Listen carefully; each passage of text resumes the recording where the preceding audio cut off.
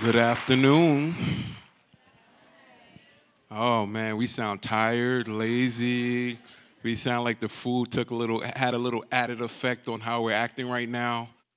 So I want us to stand up a little bit and get a little energy in the room, please. Thank you, thank you, thank you. I have a question I'm going to pose to you all before you sit down. So you have to follow instructions specifically. First of all, I'm Roy Waterman. I am the director of the fellowship at Drive Change. And Drive Change is a nonprofit organization that builds state-of-the-art food trucks, that trains, employs, and mentors the formerly incarcerated young people that come home from adult jails and prison by teaching transferable skills in culinary arts, hospitality, money management, accounting, as well as helping them get license credentials as food handler and mobile vendor's license. Thank you. I want to first thank Naz and Emily for having me and us, our organization. The proceeds from today's event are going to Drive Change, the best nonprofit organization in the world, I might add. So before you sit down, I want you to turn to your neighbor, and you're going to ask a question. So now that means that somebody's got to listen, the other one got to pose the question. And the question is, how would you feel if you were defined by a bad decision or the worst mistake you made as a human being on the face of the earth? I'll repeat that again. I'll condense it. Turn to your neighbor and say, how would you feel if a bad decision or mistake defined who you were on the face of the earth? And please answer. Now, instructions. Now, the person that asked the question is receiving the question, and the person that listened is posing the question. How would you feel if a bad mistake or bad decision or mistake you made defined who you were as a human being for the rest of your life? Okay. This is my presentation, not you guys, okay? All right. We can sit down now. I hope you got the gist of where I'm going with this and what's a systemic problem that is plaguing our society on a regular basis. And I pretty much told you what we are as an organization, what we stand for. So ages 16 to 25-year-olds that are coming home, we're one of the few places that want you to have been involved with the criminal justice system. Imagine that. Like, unless you've been arrested, we don't want you, right? So, why food? Why food is because food has an uncanny ability of transcending a lot of different variables. I learned from a very early age that watching my mother and grandmother, like Kwame mentioned earlier, cook and watching how people well receive their food, the power of a shared meal. Now, these young people who I'm talking about, as well as myself, because I was young once, and I know what it's like to personally experience this, is why I'm involved with this organization, what we do, because at 19 years old, I got incarcerated, and when I came home, I was 32. So I know what it's like to spend almost 13 years of my life in prison, but also I know what it's like to fight through the struggle of finding myself because I lack purpose, direction, and focus. Now, unlike my young people, I made a choice because I grew up in a two-parent household. So it wasn't like I had a dysfunctional household. I had a father figure there who modeled what it's like to work every day, worked for transit for 30 years and retired. I had a mother that worked every day. I just ultimately decided to rebel from an early age. Unfortunately, that's not the situation for a lot of my young people. They grow up in dysfunctional households. They grow up in very abusive households.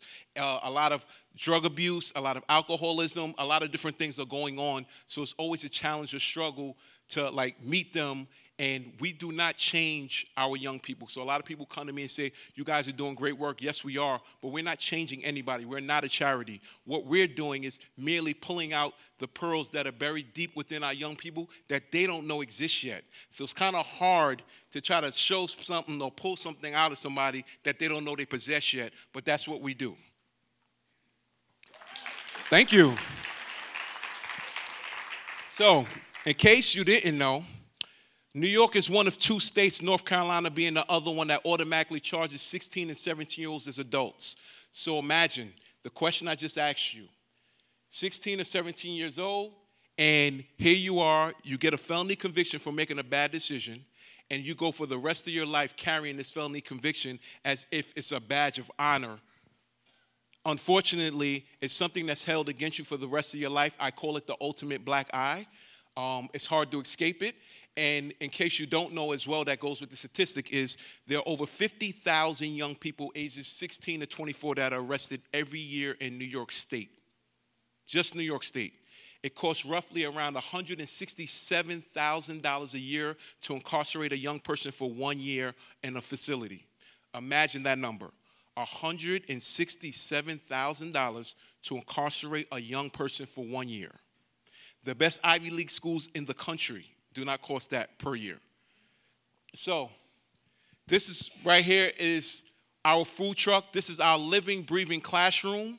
Yahoo posted this on their website about a year and a half ago. Is this the most important food truck in America? And it is. Because we're not just about making money, we're about assisting in the growth and development of our young people.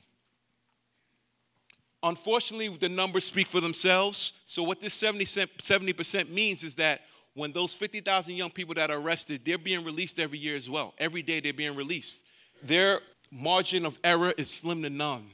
Basically, they're saying that every young person that is released, for every 10 young people, 7 of them are going to be rearrested within the first 3 years of being released from jail or prison. So now, our food truck, what we use as a form of advocacy, because we believe that everywhere we go, every service, everything we do, our living, breathing classroom, which is our food truck, is a constant display of what we stand for. We're standing here in front of this Martin Luther King mural with the late Eric Garner's mother. Her name is Gwen Carr. We were part of this march in Queens. And this is what we do. This is how we advocate. This is how we bring awareness around the country that are situations and circumstances that are happening on a regular basis that people do not know about. So this is our logo. If you see it in the right-hand corner, it's all green lights because we're turning red lights green.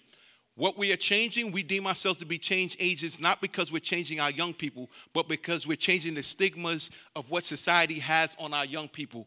We're trying to break down walls and open up opportunity. A lot of young people in the place they are because of lack of access. And how food ties in is because they grew up in food deserts.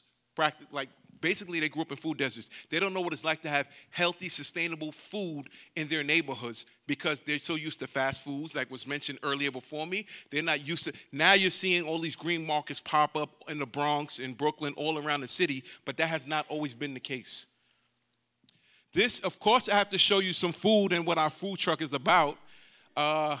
So this is a couple of pictures of our young people engaging with the public, and so that you know, the wood on our food truck is all refurbished wood from Hurricane Sandy. All the wood on our food truck. And we are the only farm to food truck food business that exists in New York State.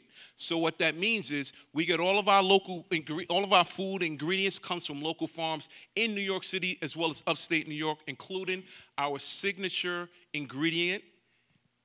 Anyone wants to guess what our signature ingredient is?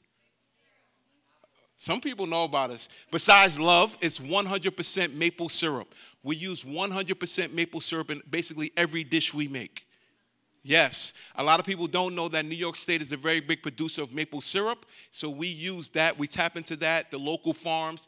We kind of like, we're locally sourced. So it's all about, which was mentioned before, my counterparts who were up here talked about how important it is to like being sustainable, local, helping farmers, cut down the emissions from bringing trucks from California over to New York, the importance of doing that stuff. So, in case you don't know and you have been living under a rock, that award that you're seeing, Taekwon, one of my fellows, is holding in his hand, is called the Vendy Cup. So we won the Vendy Cup in September, and you get that award for the best food truck in New York City. So we won that.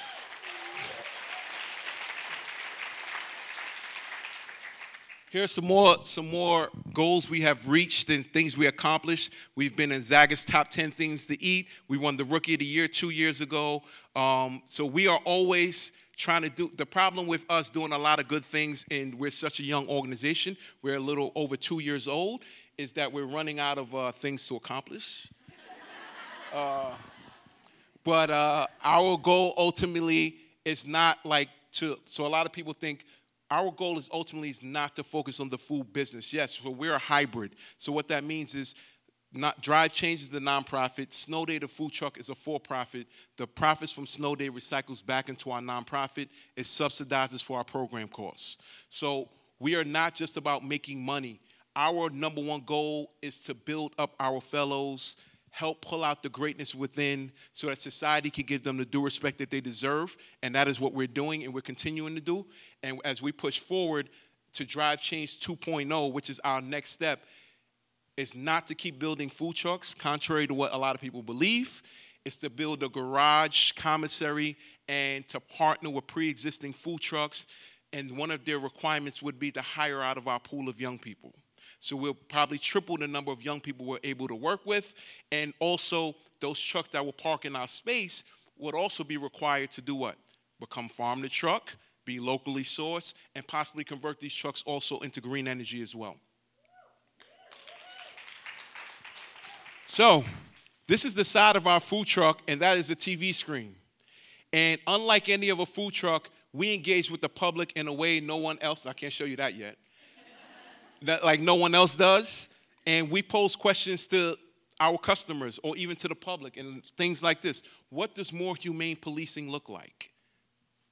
So while you wait for your food, we look at it as a time for you to be what? To engage, for you to keep having your wheels turning, try to make the world a better place. Because we have wood on our truck, we make people fill out these little red foghorns, and they basically fill out what does more humane policing look like, put it on our truck, and that's how we drive around. We engage the public. We have someone typically outside the food truck that is engaging the public. So we're just as big as our great food that won us the best food truck in New York City. Also what won us that award was our hospitality and customer service. We believe that, yes, you all know what it's like to go to a restaurant and have good food but have horrible service, and you said to yourself, I'm never going back there for that because of that service. But you also know what it's like to go to a restaurant where the food is just okay, but the bartender threw a little extra in your drink, and the waitress was phenomenal, and you'll say, I'll go back just for the experience. We deem ourselves to not just be a food truck, but to be a food experience. That is what we do. And lastly, I cannot leave you without showing you a picture of the most addictive, best thing you've never had, or as I like to call it, award-winning maple, or I call it grilled cheese on steroids. Sharp cheddar cheese on sourdough bread. We drizzle 100% maple on it. It's the best thing you can even imagine what this tastes like. Like I said, we use 100% maple in everything we do. And I would like to just thank you all once again. Thank you, Emily. Thank you, Naz, for everything. Thank you.